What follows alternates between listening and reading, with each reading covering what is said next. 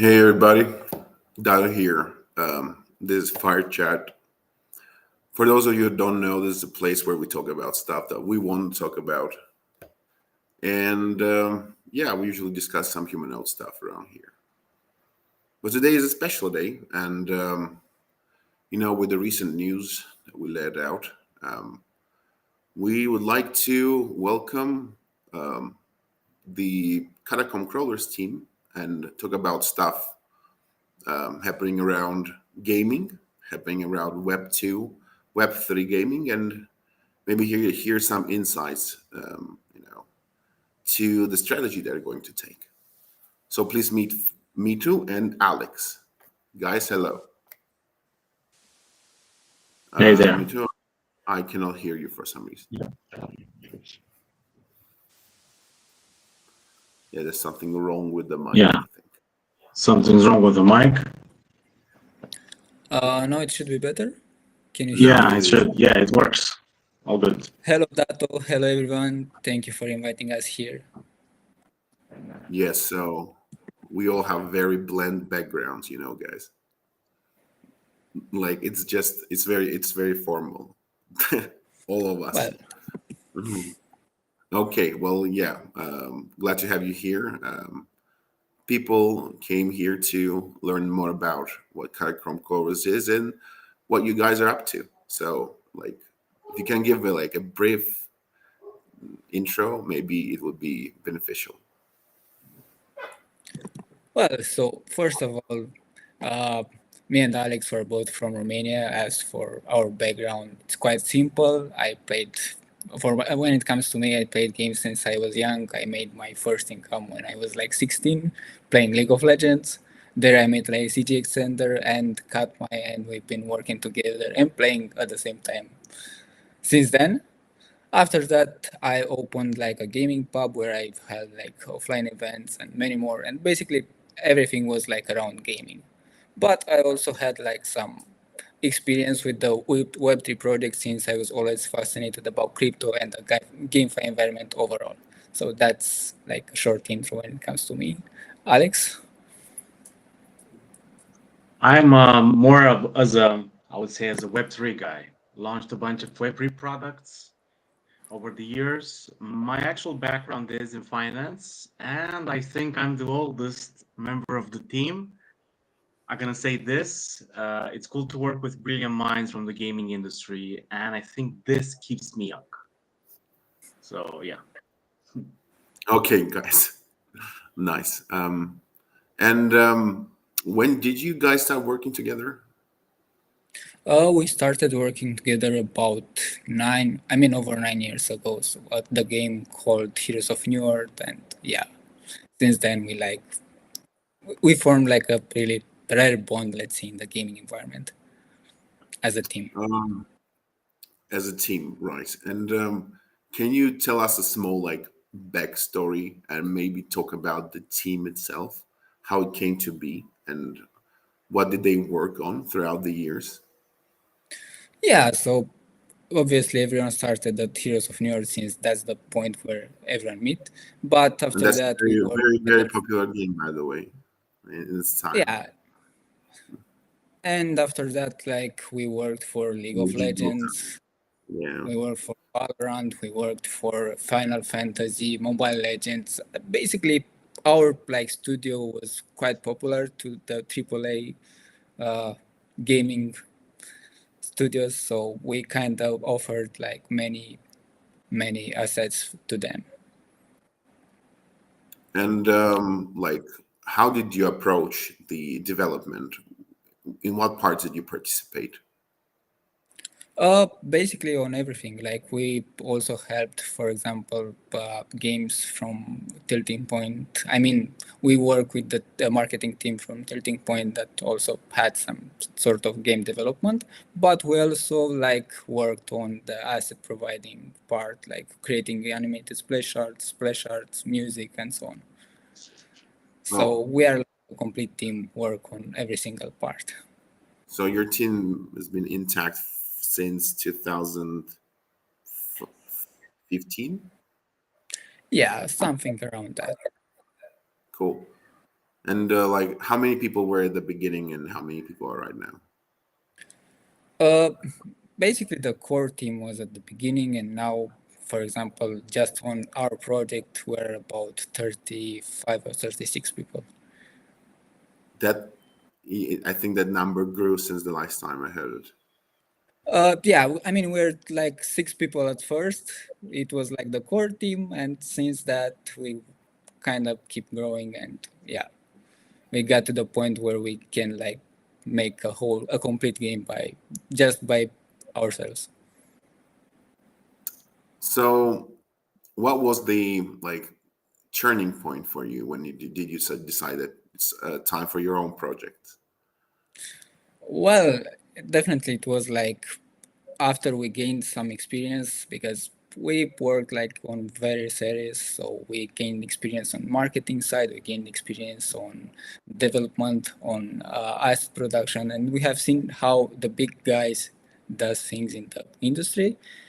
And once we actually started to test things out, we have seen that they're working, and we decided to make like something for us, something for to create like our own game, our own company, to be more specific. And so the Catacomb Crawlers was born, or was it Yeah, something exactly. else before? Well, at first it's like Catacomb Crawlers, but for example, as League of Legends does, they usually make like handcrafted assets and reuse them to make some other games. And that's the plan for us. I mean, Catacomb Crawlers is just a starting point for us. All right. And was it like the lore first, or was it the gameplay mechanics first? So, what was it for you? The gameplay mechanics first. I mean, we did research it a lot because that's basically the most important factor. Like we have seen recent launches and recent games that are successful and some are not. So basically, you have to have like a good idea of what works on the market right now. So lately we have seen, for example, Survivor roguelike games. They are trending really well. For example, Survivor Oil made over $500 million in just 2 years, and the game is not something like extremely complicated or special. It's just a hyper casual game, and it's fun. Every single time you go into a run, you can like try something different, and yeah, it's enjoyable to do it. And we want like to make something much better than what is currently in the market. But was the genre that was chosen, was it driven by like, did you like this genre, or you said that it's more like research based approach? It's more like research-based approach. I mean, we did spend like a lot of time into that because it's extremely important when you approach that. So yeah, like for example, if we take a look on the at MMORPGs, for example, it was like a really big thing, like in 2010 and 2015, for example. But nowadays, you won't see like many players going for MMORPGs because it's more like the only MMO that it's still sending is like World of Warcraft, but the rest of Well, them, yeah, are most Amazon is bad. trying with the new world, and there's Thrones of Liberty that came out, and Final Fantasy 14 has 1.5 million guys. But yeah, it's not the same as 20 years ago. Yeah, back then it was like a much bigger thing when it comes to MMORPGs. But when we take a look, for example, at survival roguelike games, we have seen like on Steam millions. I mean, tens of millions, not just a few people playing Vampire Survivors, or for example, Survivor or Death Must Die on Steam again. They're like extremely successful, and most of them are successful. And there, yeah, like you get a hint. You can see that it's a really popular game mode that can be also transformed into something better. All right, but Mito, Alex, do you play games yourselves? Yeah. And you, Alex? To be honest with you, I'm playing just a few of them. I'm the finance guy, man. I mean, I cannot say I'm a big gamer. I'm on the finance part, but to be honest with you, when it comes to mobile gaming, we did some research and we found out that there are more than 8.2 billion mobile phones out there, from which around 2.8 billion they're mobile gamers. And I consider to be myself a mobile gamer rather than a standard or PC gamer. Yeah, The of course. industry is growing really fast, and the industry is just humongous. Just Yeah, in of the course. last 5 years, with the pandemic period, gaming just blew off. Well, you have more smartphone users than you have like PC users. So it's, yeah, of Exactly. course. But you play something, right? There is a genre that Yeah, you of enjoy. course. Yes. Of course. I mean, yeah, some of So them I like. would you without prejudice enjoy Catacomb Crawlers? Oh, yes. And I am, the first time it was out, I was stressing Florin and the dev team, like literally. And they were like, Alex, you need to have patience. We're testing it. There are some bugs. Give it a few more weeks. No, man, this is not good. Because I'm not a game developer per se, right?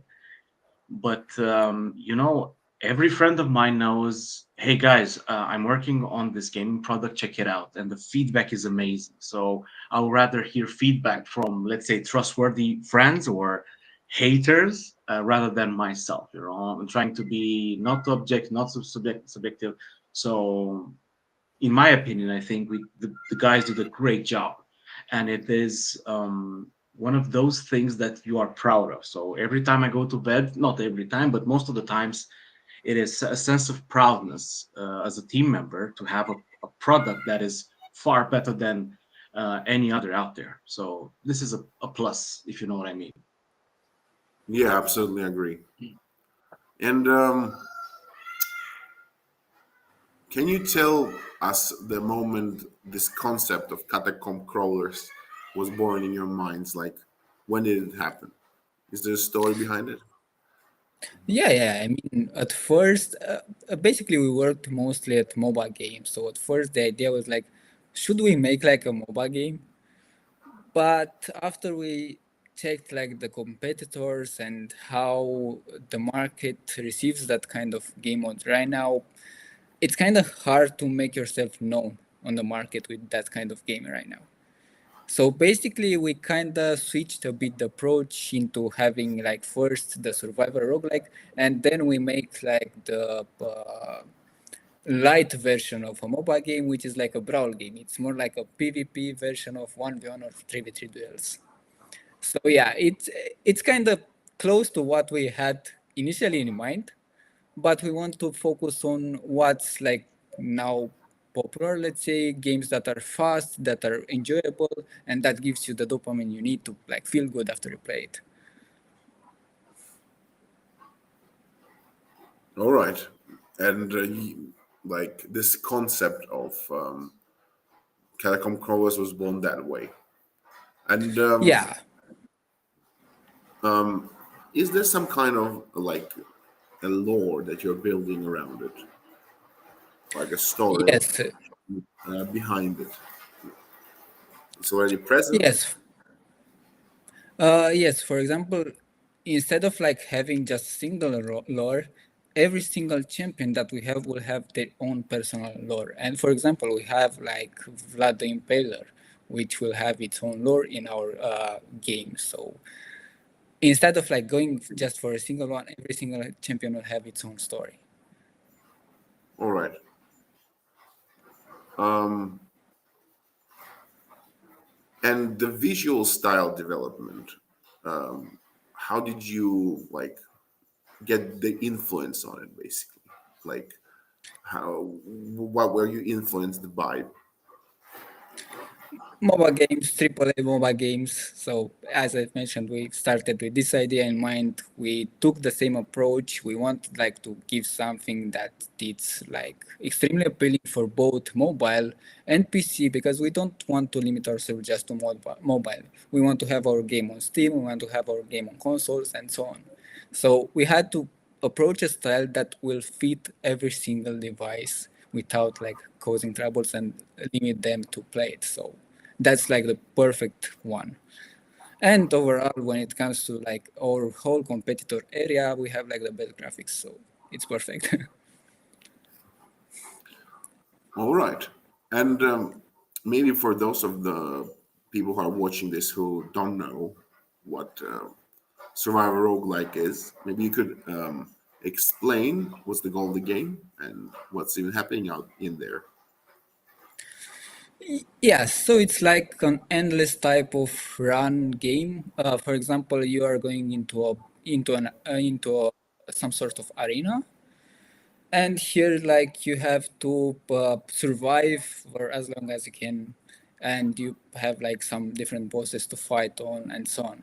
So basically you start at level 1 with your hero hitting with like a normal arrow, for example, and once you like hit level 7 or level 8, you're going to have like abilities that will be given randomly to you, and you'll keep stacking things up to like kill everything around you. So you're going to start to hit like in 5 times into 5 places at the same time. You're going to see meteors falling from the sky. You'll have like shurikens around you and so on, and it becomes like more and more exciting, and every single time you can experience something different. And that's like the interesting part of it, because you can like try different combos. You can see which one fits better for your game, and that's perfect. Yeah, just like the famous Survivor IO and Vampire Survivors. Yeah, exactly. But yeah, with much better graphics. Yeah. I'm actually wondering why, like, those games were out for a while now, and I'm just wondering why is there no competitor with the much better, well, visuals than what you guys are doing? How is that possible?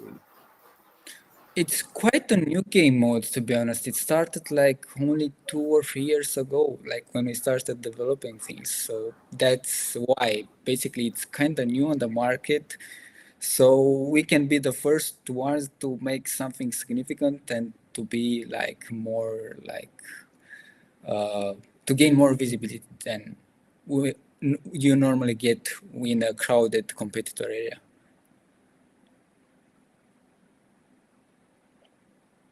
Yes, but you do. But were there any like limitations? I mean, technical ones to creating swarm games? I don't think so. No, the There processor is are already powerful enough. So. usually, because we are going to approach mobile phones, yeah, it's quite hard to make a game like ours. I mean, it's not something easy. We worked for a really long time, and most of our work goes into the game performance, and we adapt basically every single visual to consume as less as possible, but to give the same feeling as a normal AAA game. So yeah, it's quite some work to make this kind of game for a mobile approach. There's the thing Because about it, guys. I'm Catacomb Crawlers. I'm just explaining to everybody who's listening here. Can render an amount of foes on your like small smartphone with good visuals in great numbers. Like how many creatures do you think will fit into one screen? right now we have seen about 300, but it can be even more, 300. depends. Yeah, so think like you have to 300 fight creatures on motion and they render and at the the same time. smartphone does not explode.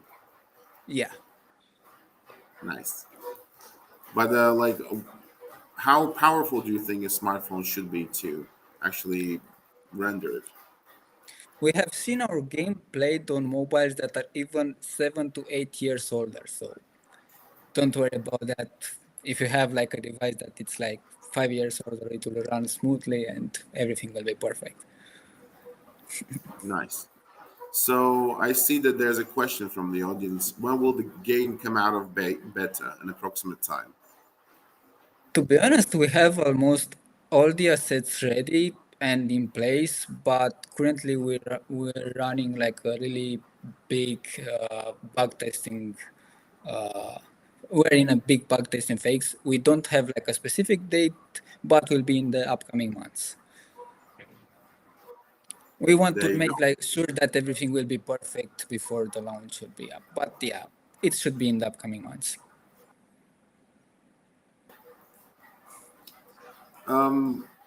So, Catacomb Crawlers, a roguelike survivor with the great visuals on smartphones. Why Web3? What are you doing in Web3? Well, obviously, like for example, at first, since like most of our experience was in Web 2 at first, like until we experienced first time about like 5 years ago working for. I mean, we helped Gods Unchained, if you know, from Immutable Leaks or Guild of Guardians to create some assets. So we kind of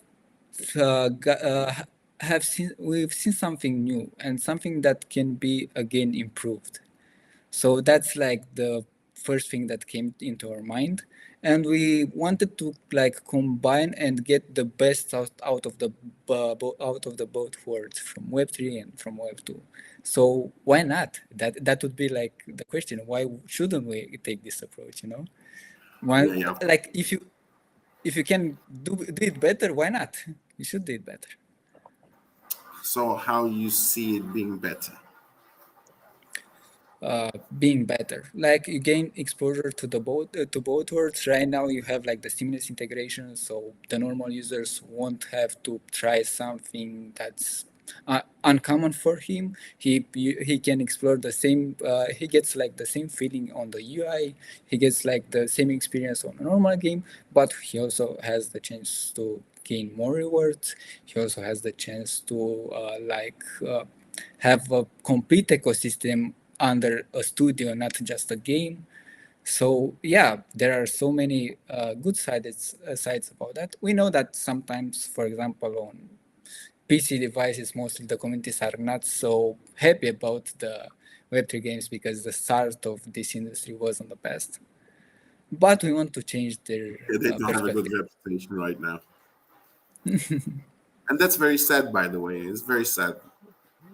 Like Yeah, so many good definitely. games that would be able to raise money with Web3, but because of like all of those the games that died and there were half of them were scams, it's really hard. But yeah, sorry, please go on. Yeah, I mean, it's something that, I mean, most of them do associate it with scams, but the reality is different. And that's why Humanoid is also a plus, because we can provide them a safer environment without cheaters, without anything that will like make their make their experience to go that way. So yeah, I believe that we can make something special. So, can you tell our guys here more about the Web3 part, like how you see in operating in Catacomb Crawlers within the gameplay loop? Like, how do you see it going on?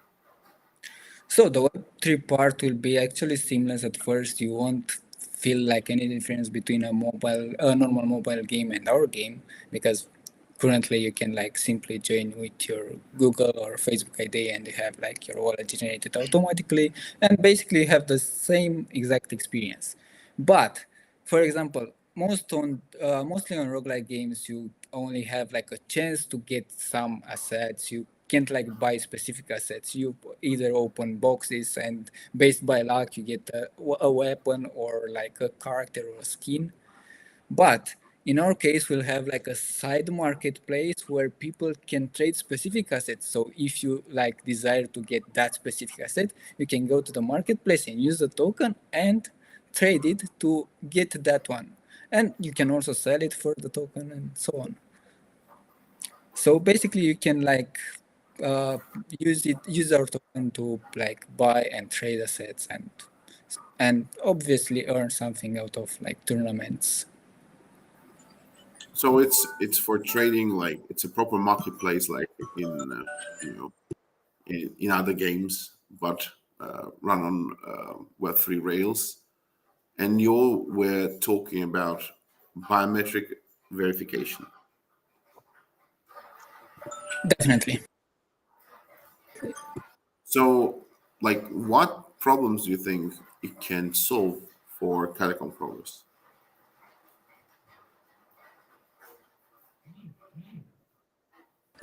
Okay, so sorry for a second. I think I have a. Do you hear something on the background? Because I see. Yeah, we do. It's an alarm clock. Okay, what's going to be different when it comes to Humanode and Sybil-resistant part?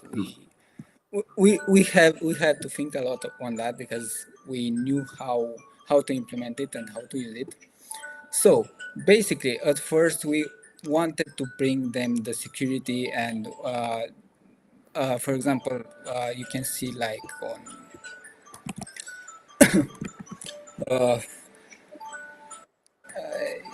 Sorry, can I go and stop the alarm for a Yeah, second? go ahead and close the alarm, man. It's fine. It's a fireplace chat, right, Dato? So we Yes, have to be you can do that, comfortable. Alex. You have to be comfortable.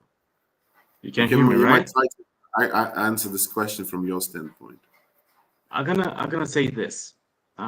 It might sound a little bit different, but the way Web3 games are we're doing, and some of them are still doing things, it's wrong, and we have seen that most, especially recently, right? So on the part of integrate the seamless technology, it will enable us touch an audience which Web3 projects have not touched. This means the Web2 audience, the real gamers, the real people that want to play. And some of them don't understand, and some of them might hate crypto. So this is where Catacomb Crawlers comes in with the help of you guys, integrating these special tools, these seamless tools that will onboard the user much easily, and it will keep them there. Florin, all good? Yeah, it's all good now. Okay, so from a game perspective, with our goal with Humanode is like to create a new standard for fairness and security in gaming, in Web3 gaming to be more specific. We're focused like on developing this kind of Sybil-resistant games like Catacomb Crawlers, where every player is real and we like eliminate the cheating and the scam and the abuse of the rewarding system that's common in the Web3 games, you know. I think everyone knows about that, and we can see it like most games when they are launching, they suffer from that because it usually goes down a lot. So with that, we plan like to bring like a much better security and a much better infrastructure, and obviously we want to convert the Web2 users to feel like he has like a better ecosystem for that. Yeah, with Sybil-resistance, there's probably a lot of things that can be done differently for a multiplayer game. I'm just trying to remember like any gaming project before that implied something like this. Even with, like, were there any games out there that used ID documents for assigning users or trying to make them Sybil-resistant? I don't know. Do you guys know any? I Not don't, personally. I don't know I don't any. think so. And I I did a don't lot think of so. research when it comes to Web3 games because like we took like we also checked how most Web3 games do their marketing as well. So we kind of wanted to be prepared for everything. No, the reason why I'm asking this question is, can we claim that this is the first Sybil-resistant game in the world? Yeah, I think so. I think that's I gonna think be the so. first. Yes. I don't know. Maybe somebody did something, but he just it didn't hit the light. But I haven't seen it. At the end of the day, Dato, anyone can claim this, but they need to show up the tools behind it to show that particular transparency, right? You guys have developed special tools, and this is your bread and butter. I can create a game tomorrow and I'll say it's Sybil-resistant, where my users are not, I don't know, my users are real, they're not fake. How we can check that? So how can we check that? How the audience, how the investors can check that? From a screenshot? No, sorry. So you guys will provide the backup, the trust, the transparency behind this statement. Yes, that's true. But Catacomb Crawlers is still like with this thing. It kind of makes its page in the gaming history, you know. Like Yeah, now, like you can like go, okay, Sybil-resistant game, and boom, like something from things that we did will pop up in Google. But before that, nothing. So people will refer to Catacomb Crawlers like, yeah, the like Catacomb Crawlers, right? Sybil-resistant like CC, okay? So I feel that that might become a thing. That's why I'm just. But any guys, if you're listening to this and you know a game that did Sybil-resistance before Catacomb Crawlers, please, you gotta tell us. You gotta we gotta know about it, or else we can claim this for Catacombs. And I think it's a big thing when people realize, like in the I'm a personal believer of a Sybil-resistant internet in the future. Like it's much more efficient as a whole, and in that world, in that worldview, you know, they will recall this moment probably, and we might not feeling it right now, but I think this might make some big waves and implications for the future of gaming itself.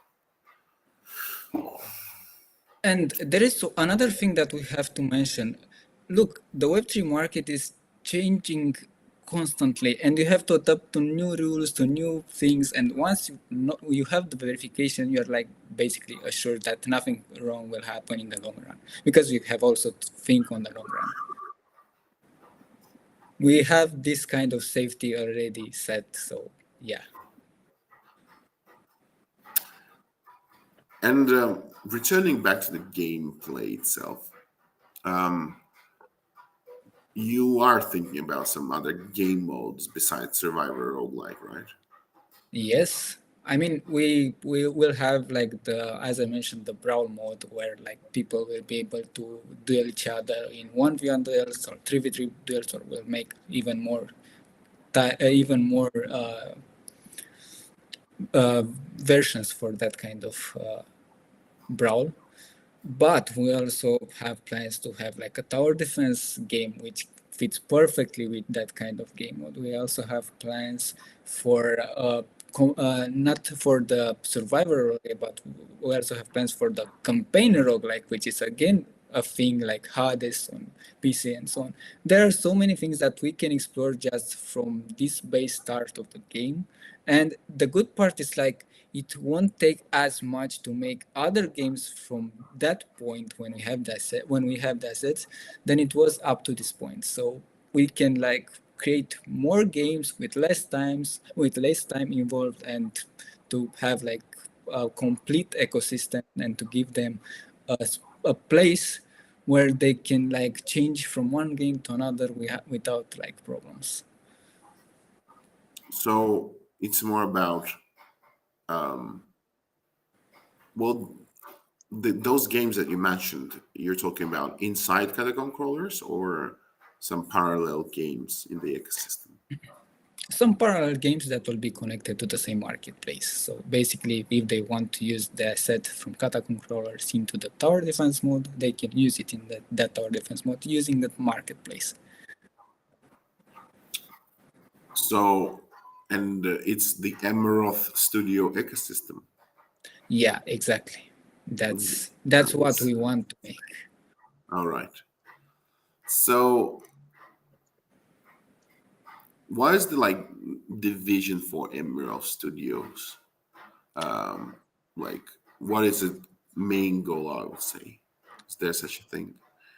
It may sound like too ambitious, but we want to become like the first Romanian game studio that becomes a unicorn in the gaming environment, because we follow the exact same pattern that the unicorn from Korea uses to do that. So why not?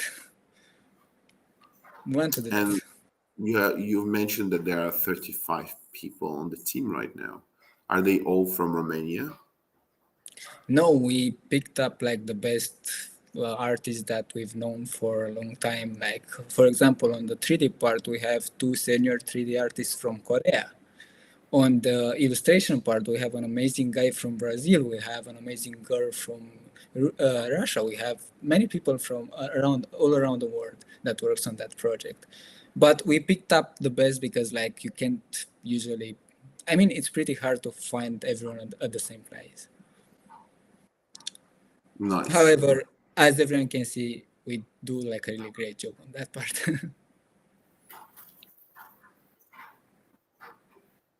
And any specifics about the development? What are your steps on the roadmap for the nearest future, or maybe even long-term future, even like for the Catacomb Crawlers? So basically, the game will keep updating constantly. Like every quarter, we'll have like a new update on the game.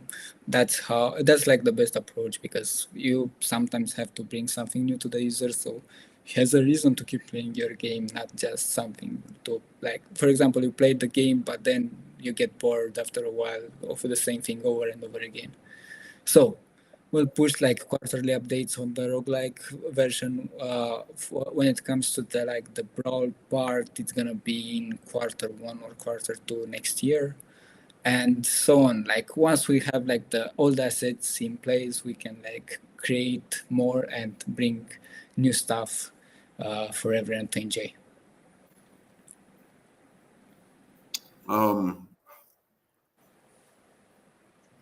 So there are quite some characters that you have to create, right, for a full content release. How many characters are there right now? Right now we have the 7 characters already done. You can like test for now in the game just 4, but we have like 7 or close to 7 created.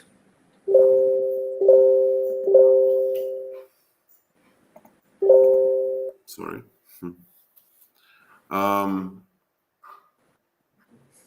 And for the full release, which is gonna be in the future, of course, how many characters do you think you're gonna be able to present the user? On the official release, I think will be the roster that you're aiming at. for sure the 6 will be like already in place, and the other ones will come like with updates. But you think that the amount of characters will be constantly growing, or how do you think you're gonna approach this? Yes, that's the idea of our game. We are going to bring constantly new champions for everyone to enjoy. So this is like the same approach that most successful games take, because as I mentioned, you give to everyone something new to explore. So yeah, that's the idea. You need to like bring the attention into your game. You have to have the mind of how the game will go on the long run, and how you scale things up. I mean, if you're aiming for like, as we do, to be like the next unicorn in the gaming industry. There is a question from YouTube asking, is like, in the future, do you think it will be possible to make a living just playing the game from earnings? It depends, because that's also something that brings a lot of inflationary implications. So the idea is like, if you are really good at it and if you really perform into that, yes, you can do like like in most games. If you make it competitive, you can do a living for sure. But just for the play, yes, you can probably make something by like farming NFTs, trading them on the marketplace, like participating in events and so on. Well, but it's not like you can predict the future. You have to see how things are evolving. It's just that there was no Sybil-resistant gaming economy, and we don't really know, because like all the other statistics that we get and all the amount of money that people usually get from games are like environments where there are a lot of like bots that are sucking out the value. And so maybe a guy plays Catacomb Crawlers for 1 hour every day, and he earns like $1,000 in a month. Who knows? Like maybe those bots are sucking out so much value that it actually is enough for ordinary users if there are no bots in their ecosystem. We don't know. It might be like that. You gotta count. Well, the main idea of a game anyway should be like everyone should enjoy it and should have a good time doing it. So we want to combine that with what Web3 aims to do. So yeah, that's like the most important feeling for us. If you play the game and you feel good about that, yeah, it's like perfect. You're absolutely right, because like I'm telling you, man, those blockchain projects, gaming projects, they cared more about like people coming for money, just implying that they want to earn something in the future by playing this game, and it's just a ridiculous approach to gaming, I think. Right? It's like you create a project where you just attract users by future earnings and not by the game itself. So yeah, well, it's unsustainable, really. And that's the thing that gamers hate the most, because they usually want to get the same feeling, the same experience as a normal game. So yeah, that's why all the hate exists right now for the Web3 environment, and that's what we want to change. We want to give a game that will be enjoyable, that will make you feel good by playing it, that will have like some benefits as well. But the main and the most important thing is to be something that gives you the dopamine, that gives you the feeling of I don't know, being like happy with it by playing it.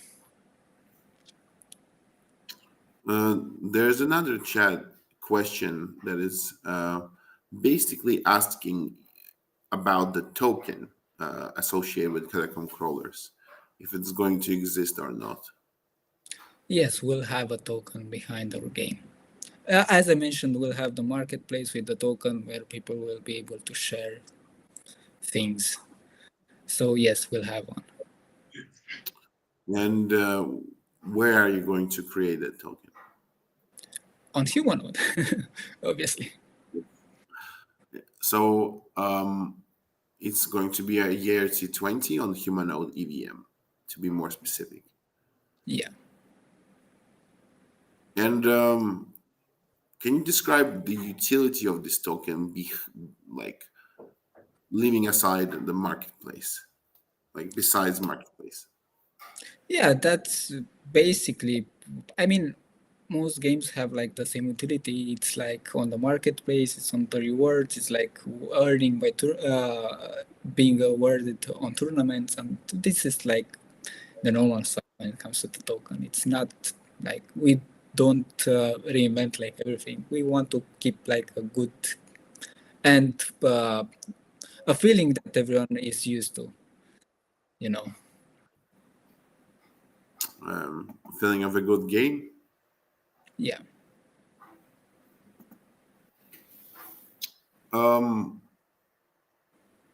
Alex, what do you think about like the approach to onboarding users? Like, can you maybe share some insights on how Catacomb Crawlers is going to onboard like the Web2 audience?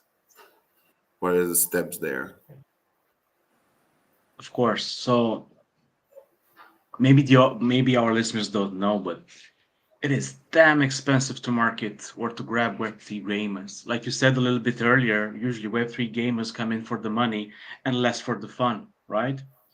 Now, if we have a Web3 game, and without any seamless technology, we should market on the Web3 audience, right? And that will cost a lot. There are not as many Web3 gamers that there used to be. There is a lot of competition on the market.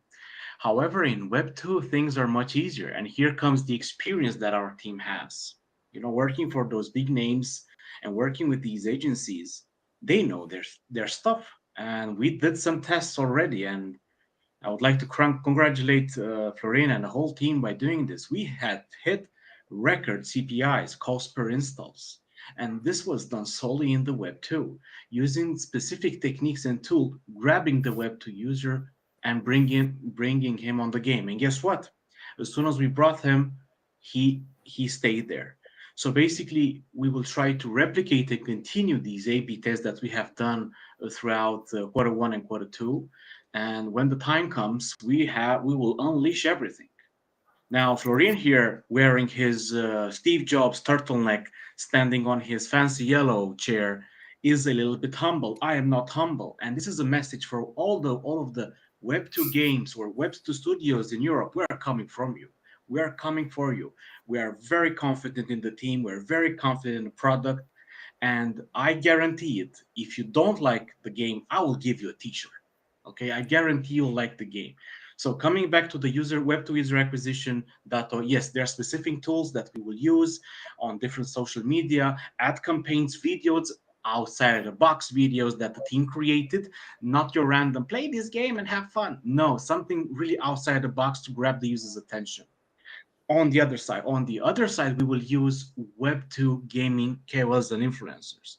And here again, Florin comes with, and of course his team comes with a huge list of Web2 gamers, mostly from Latin America, Europe, Southeast Asia, and of course North America, that are friends with they're friends with us, and they will help us even for free. And some of them already did help us even for free with a very reduced budget, because they are in love with gaming. They don't care about money.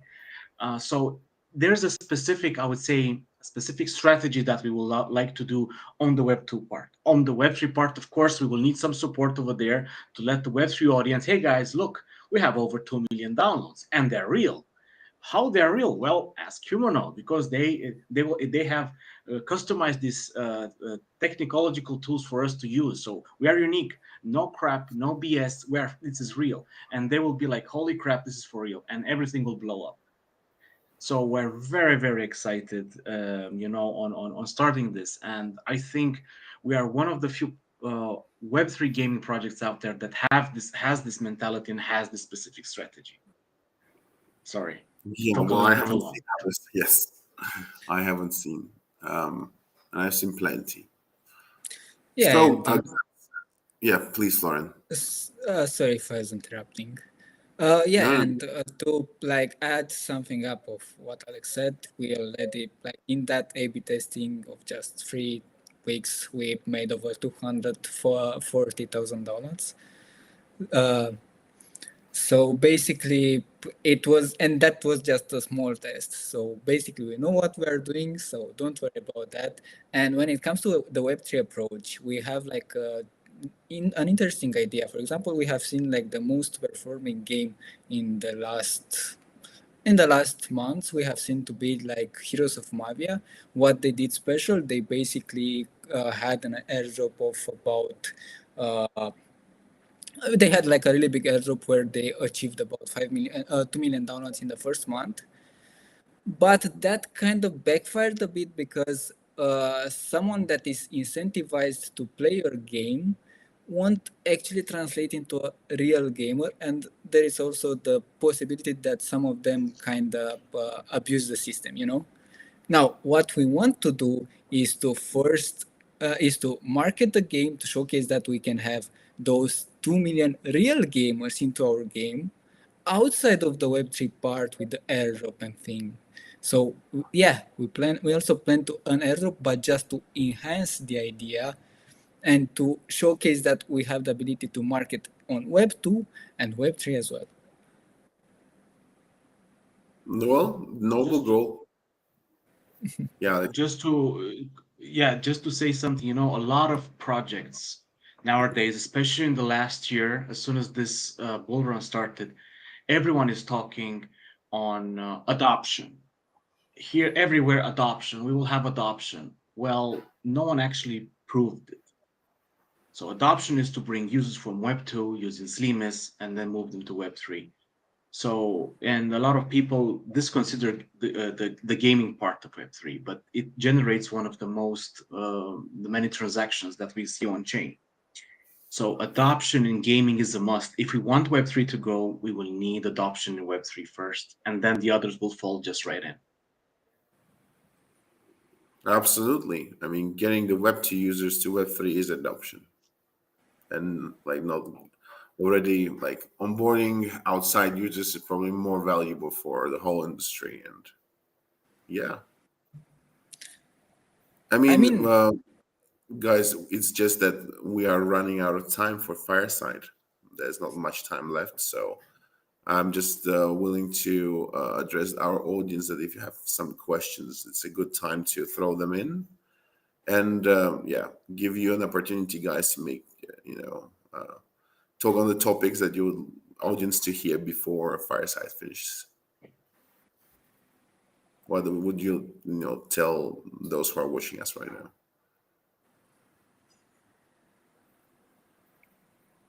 Until that question comes in, we didn't have the chance, Dato. We, the whole Catacomb Crawlers team, would like to thank you for, for becoming mentors to us, because you guys pretty much know more than we do in terms of Web3. And it took a lot of trust for you guys to make this shift towards Catacomb Crawlers, towards our studio. And for that, we would like to thank you for the trust. Pleasure is all mine. As you probably know, we had around 4 or 5 offers from different layers, but Humanode was a no-brainer. We feel like we're members of the Humanode umbrella, of the Humanode family, and we would like to thank you once again for your trust. And yeah, you actually are mentors for us, grinding almost every day side by side. So we will try to not disappoint you and not disappoint the Humanode ecosystem. We're all helping each other, folks. So yeah, side by side. And I'm also learning a lot from you guys as well. Thank you very much. Yeah. As you can see, guys, not on every incubation stream you can hear such words. So there's some special cooking going on here. Yeah, definitely. We can guarantee that. I'm just wondering, what ratio? User to the amount of on-chain transactions from Catacomb Crawlers. I'm wondering what that ratio will be. How many, if you have like 1 million downloads, how many DAO do you think you will have? Daily active users, for those of you who don't know. So even though it was just A/B testing, let's say, we have seen quite a good DAO for the amount of downloads that we had. We had over 25% DAO. So basically, out of the 240,000 downloads, we had above 60K users that were like playing daily, even though it was just like a testing version, which can be finished quite easy. So yeah, basically it's gonna be above that or somewhere around that range. Yes, and I mean, if those users would generate transactions on Humanode and they would do so consistently, guys, I would just like for everybody in the Humanode ecosystem to know that Catacombs Crawler's success will skyrocket the saturation of Humanode network. So, in our ecosystem, yes, we have Humanode validators, right, which are separate humans, and their size and their amount is dependent on the saturation of the network.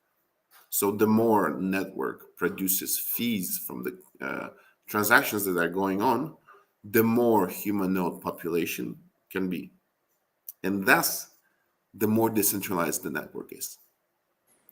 So with activity that you bring, guys, you bring also decentralization, because it just directly affects the amount of fee and transactional payouts on the consensus. and it increases the amount of human nodes that can be sustained. Who knows? If you guys utilize Humanode as your layer for a long time, you could bring tens and tens of million transactions to the chain, and thus create I was skyrocket real decentralization in the world to a whole new level with creating a very good game, by the way. And So, that's yeah. and that's gonna be just our first game. Many more will come, and everything will be here. So Yes. All right, guys. Well, I don't see any new questions popping in, and we're nearing the call here. So I just would like to thank you guys, Mito and Alex, to coming to our fireside today to share your experience, knowledge, and your views on gaming industry and Catacomb Crawlers. Yeah, it was a pleasure having you here. And you can count many fireside. We usually hold them like once in 3 weeks or so. definitely, it was like a pleasure to be here, and thank you again for inviting us, Dato. Thank you as well. Yeah. Maybe you want to tease the audiences with some, foresight into when do you think of the talking launches in your timeline? When do you think that's going to happen? Maybe you want to tease them or not. I don't know.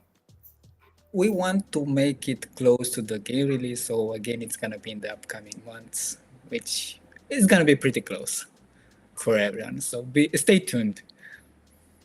Okay. Well, you guys heard it, and we're not going to repeat it anywhere else. So this is the only place you could have heard it. So there's an insight for you.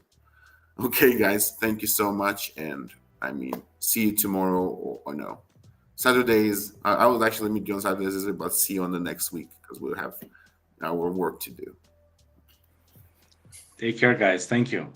Take care. Okay. Have a good one, everyone. Thank you for being Bye-bye. here. Bye-bye.